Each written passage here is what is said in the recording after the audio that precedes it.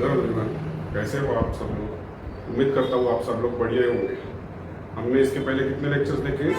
3 lectures हो गए हमारे। आज का हमारा 4th लेक्चर है, राइट। तो इसके पहले हमने 3 लेक्चर्स में क्या क्या देखा? फर्स्ट लेक्चर में हमने इंट्रोडक्शन देखा, सेकंड लेक्चर में एक्सरसाइज चालू किए, थर्ड एक्सरसाइज में हाफ एक्सरसाइज कंप्लीट हो गई। अब आज के हम लेक्चर में क्वेश्चन नंबर 7 से स्टार्ट करते हैं। क्वेश्चन नंबर 6 तक हमारा इसके पहले वाले लेक्चर में हो गया था, तो क्वेश्चन नंबर 7 से आज हम स्टार्ट करते हैं। तो क्वेश्चन नंबर 7 क्या दिया है?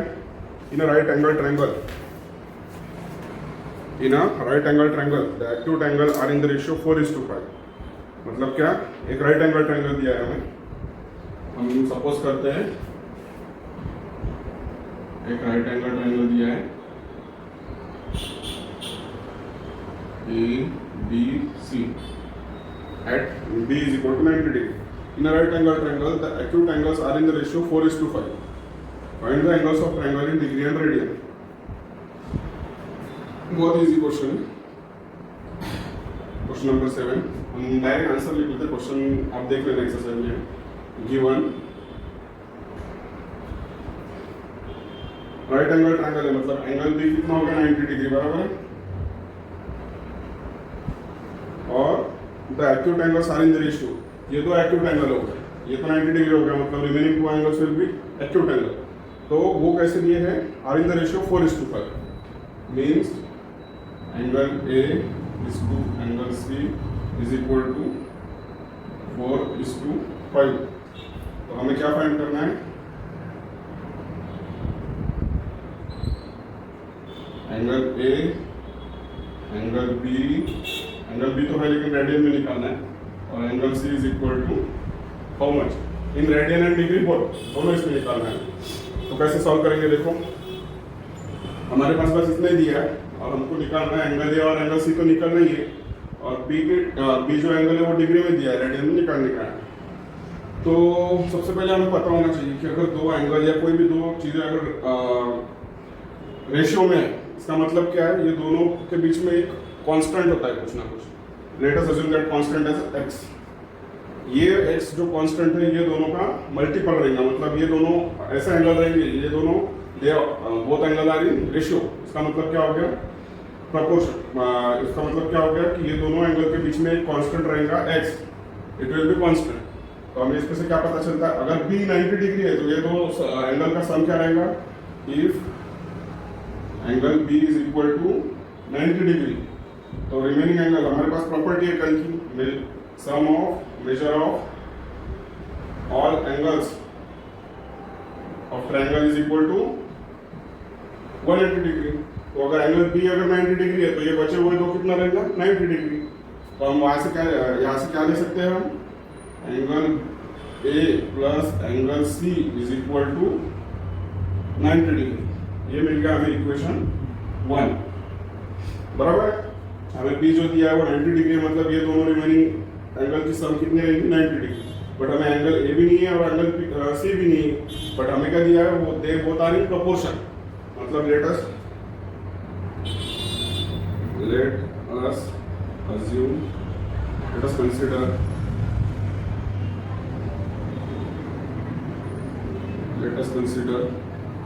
the constant x such that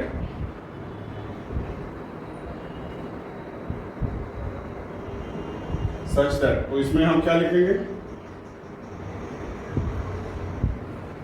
such that angle A is equal to 4x and angle B is equal to 5x। यहाँ तक किसको समझ में आया?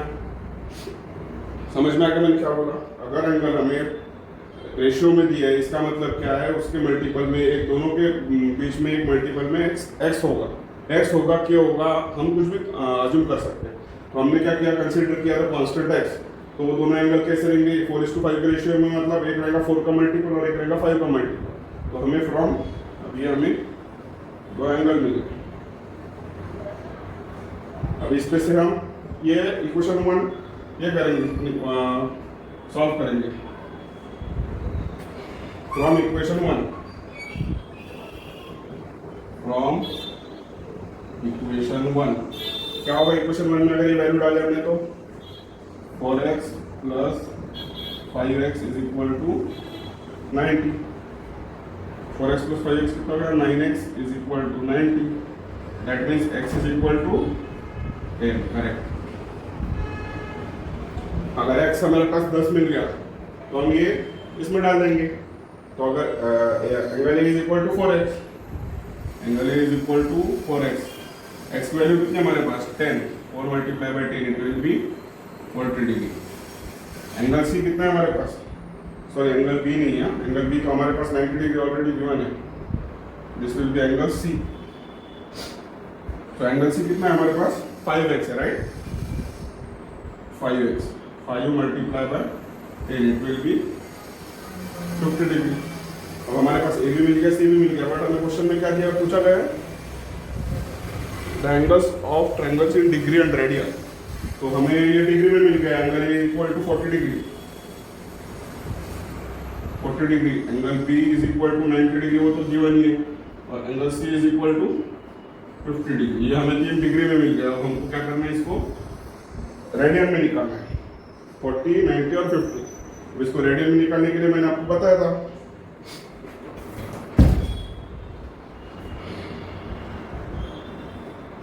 रेडियन में निकालने के लिए क्या करेंगे हम, angle A in radian it will be 40 degree multiply by pi by 180, 0 0 cancel, 2 pi by 9, इसका मतलब क्या रहेगा इधर 2 pi by 9। Angle B in radian क्या है 90 degree, 90 multiply by pi by 180, 0 0 cancel, 90 1 90, 2 it will be pi by 2। Angle C in radian क्या है angle C 50 degree, 50 multiply by pi by 180, 0 0 cancel, it will be 5 pi by 80। अगर तीनों angle हमने क्या निकाले, ये रेडियन में होगा। Angle A 2 pi by 9, angle B pi by 2 and angle C it will be 5 pi by 80। और ये इतने एंगल डिग्री में सेम एंगल कैसे निकाला समझ में आया ना। क्वेश्चन में क्या दिया था, in right angle triangle the acute angles are in the ratio 4:5, 4:5 के रेशियो में दिया था दो एंगल एक्यूट एंगल, मतलब एक एंगल तो 90 डिग्री है, बचे हुए दो एंगल कौन से रहेंगे, acute angle less than 90 degree. तो उसका सम हमें पता है 90 डिग्री। अगर वो रेशियो मिल जाए दो एंगल तो उनके बीच में कोई ना कोई कांस्टेंट होगा जो हमने x कंसीडर किया। तो एंगल ए 4x रहेगा और एंगल सी 5x रहेगा। तो from given condition, from equation 1 हम x की वैल्यू निकालने के लिए इसको सॉल्व करेंगे, एंगल की वैल्यू प्लेस करेंगे, x की वैल्यू 10 मिल गई, इसके आगे हमने ऐसा सॉल्व किया।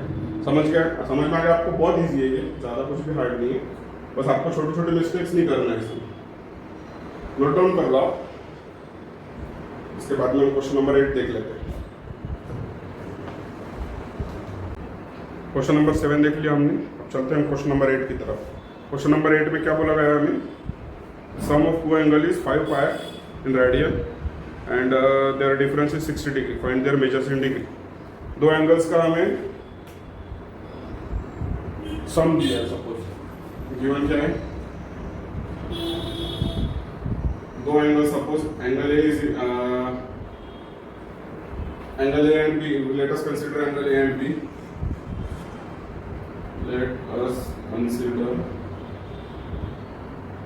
angle A and angle B। तो उसमें क्या बोला है, sum of these two angle is 5 pi radian, angle A plus angle B is equal to 5 pi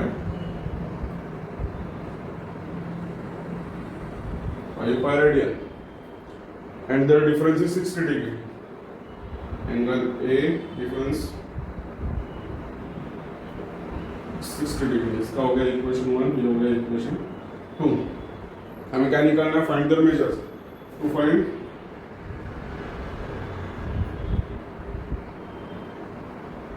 angle A equal to how much and angle B is equal to how much.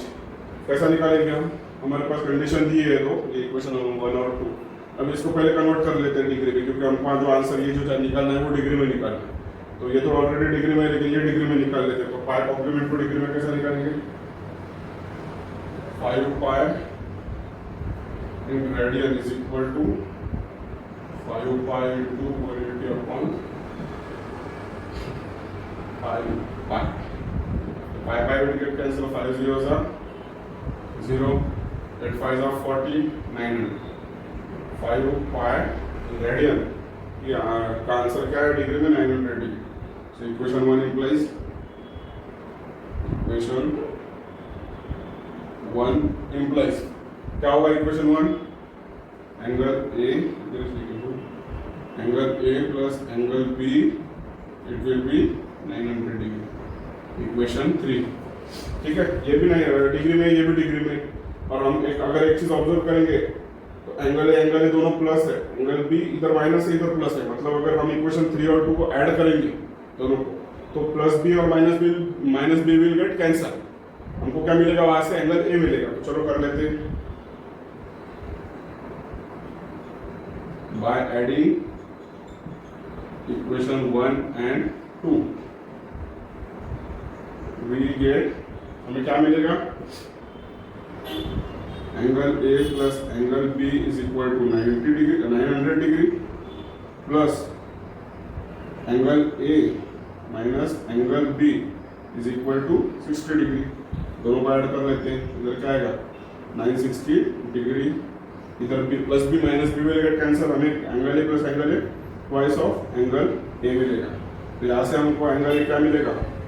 Angle A 960, ये 2 multiply में इधर जाएगा तो division में जाएगा। 960 divide by 2 कितना आएगा? 2 4 जा 16, 4 जा 2 8 जा, ये हमारे पास मिलेगा एंगल ए। हमको एंगल ए मिल गया। या कोई भी एक इक्वेशन पकड़ के डाल देंगे उसमें एंगल इक्वेशन 2 और 3, अगर इसमें भी डालेंगे तो एंगल बी मिल जाएगा और इसमें भी डालेंगे तो एंगल बी मिल जाएगा। तो हम इक्वेशन 3 से निकाल लेते क्योंकि दोनों प्लस में है। तो इक्वेशन 3 implies क्या आएगा? एंगल की वैल्यू अगर इसमें डालेंगे, चलो हम सेपरेट करते हैं। इक्वेशन 3 implies एंगल ए की वैल्यू 480 प्लस 480 डाल दिए plus angle B is equal to 900 degree. Angle B को हम निकालना है, हम इधर ही रख लेंगे। 480 को इधर भेजेंगे, इधर 480 प्लस में इधर जाएगा तो क्या जाएगा? माइनस में जाएगा। 900 माइनस 480 कितना मिलेगा हमें? 900 माइनस 480 0 2 420 डिग्री। बस इतना सिंपल है। क्या छोटा सा एग्जांपल है, सिर्फ क्वेश्चन थोड़ा कॉम्प्लिकेटेड दिया है। उन्होंने क्या बोला है? 2 एंगल का सम दिया है 5 पाई रेडियन और वही 2 एंगल का डिफरेंस दिया है 60 डिग्री। तो हमें कंफ्यूज नहीं होना है। अगर सम बोला है तो वो दोनों के एडिशन करके वो एंगल लिखना है, डिफरेंस बोला तो सब्ट्रैक्शन करके जो गिवन एंगल है वो लिखना है। अगर डिग्री में पूछा है तो रेडियन का कन्वर्जन डिग्री में करो, अगर रेडियन में पूछा है तो डिग्री का कन्वर्जन रेडियन में करो। फिर हमको ये ऐसे इक्वेशन सेपरेट लिख लेना है, उसके बाद सॉल्व करना है, दोनों एंगल मिल जाएंगे। समझ में आ गया? नोट डाउन करो आप। इसके बाद में हम देखते हैं क्वेश्चन नंबर 9। तो अभी हमने देखा क्वेश्चन नंबर 8, अभी हम बढ़ेंगे क्वेश्चन नंबर 9 के लिए।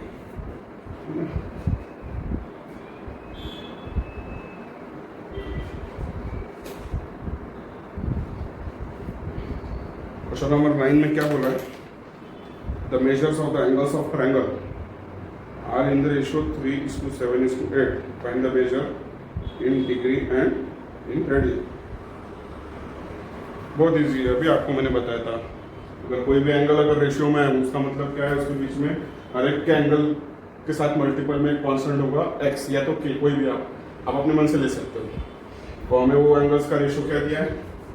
इफ सपोज हम सपोज करते हैं कि triangle ABC in triangle ABC तीनों एंगल्स का रेशियो दिया है 3:7:8. That means angle A is to angle B is to angle C is equal to क्या दिया है? 3x 7x 8x. 3x is to 7x is to 8x.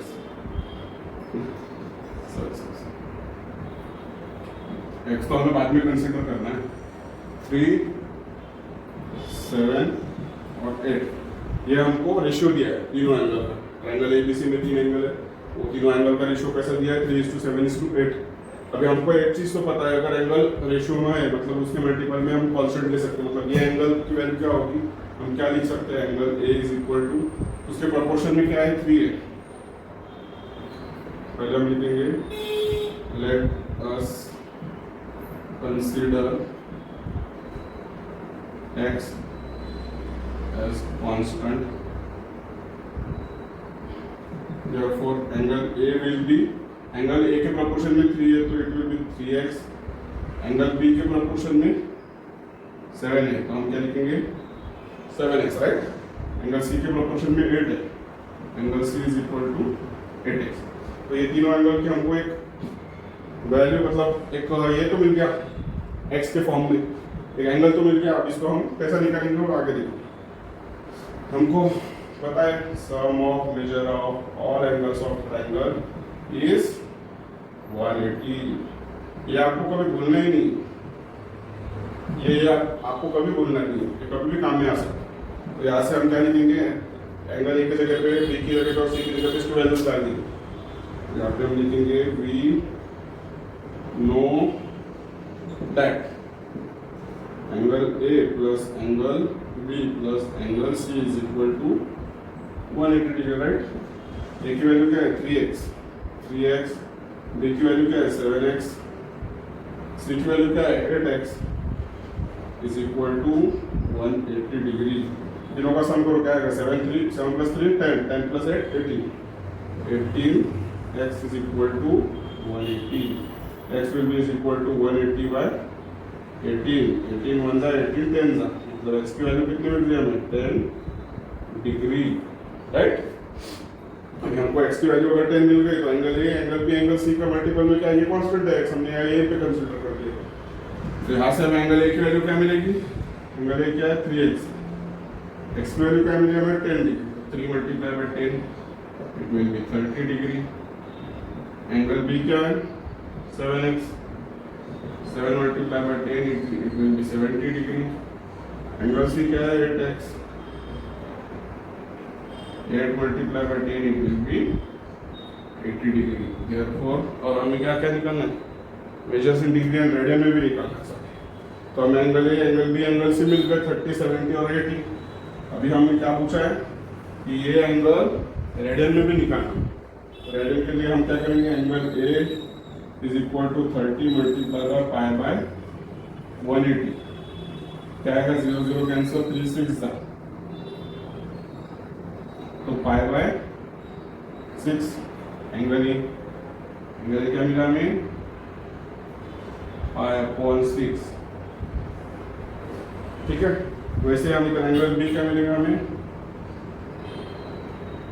Angle B is equal to 70 multiply by pi by 180, 0 0 cancel 7 pi by 80, ये हो गए angle B in radian.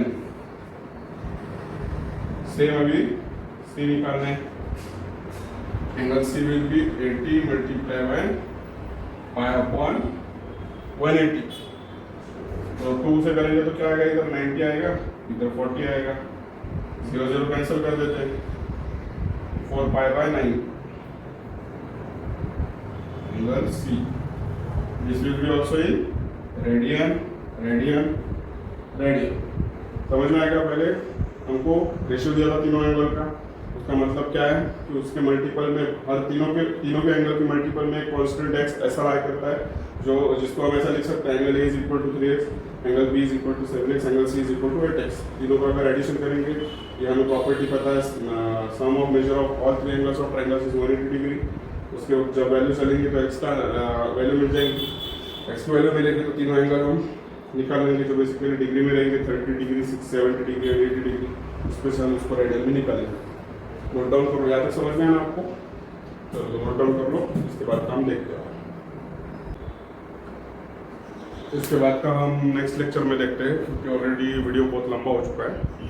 हम छोटा video अगर try करेंगे बनाने का तो वो आपको अच्छी तरह से समझ में आएगा और देखने में भी मज़ा आएगा। हम ज़्यादा लेंदी वीडियो करेंगे तो वो बहुत बड़ा अगर एक ही वीडियो में आ जाएगा तो वो आपको देखने में भी दिक्कत जाएगी।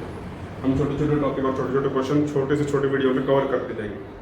और नेक्स्ट लेक्चर में हम लेक्चर नंबर 5 में इसके बाद वाले जितने न्यूमेरिकल्स बचे उतने ट्राई करेंगे कितना कंप्लीट कर सकते हैं। तो अगर आपको आज समझा हुआ समझ में आ गया तो होगा, प्लीज़ वीडियो को लाइक कर दीजिए और चैनल को सब्सक्राइब करिए, मैक्सिमम लोगों को शेयर करिए। Till then, thank you, good bye.